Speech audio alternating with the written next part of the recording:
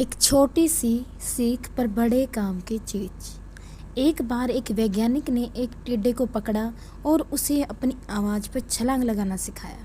वैज्ञानिक टिड्डे से कहता, कूदो। टिड्डा उसकी आवाज़ सुनते ही जोर से छलांग लगा देता। अब वो था तो वैज्ञानिक ही, तो उसको प्रयोग तो करना ही था। उन्होंने टिड्डे की छलांग पर प्रयोग किया। वैज्ञानिक ने उसकी एक टांग तोड़ दी और फिर बोला, कूदो। अब टिड्डे की छलांग की दूरी कम हो गई।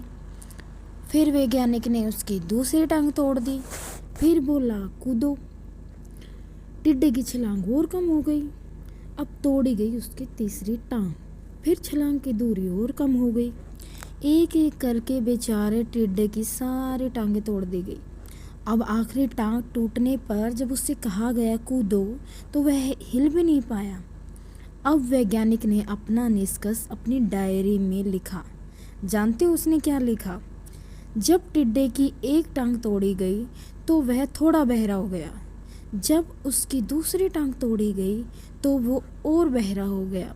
हर टांग टूटने के साथ वो और बहरा होता गया और सारी टांग टूटने के बाद वह बिल्कुल बहरा हो गया। अब जोर जोर से चिल्लाने का भी उस पर कोई असर नहीं हुआ।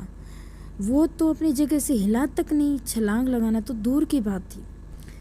इस कहानी को सुनकर सभी को ऐसा ही लग रहा है ना कि क्या मूर्ख वैज्ञानिक था। इतनी सीधी सी बात उसे समझ में नहीं आई।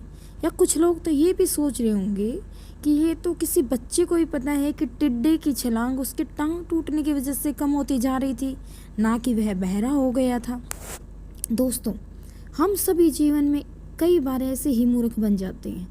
कई बार जीवन में दो घटनाएं एक साथ घटती हैं कि उनका एक दूसरे से कोई संबंध होता ही नहीं, फिर भी ऐसा लगता है कि गहरा संबंध है।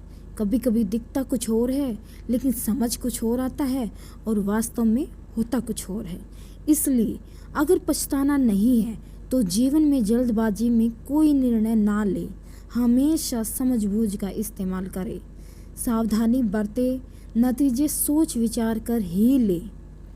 अगर आपको ये छोटी सी स्टोरी, ये छोटी सी सीख पसंद आई, समझ आई, तो आप एक लाइक सब्सक्राइब जरूर करें।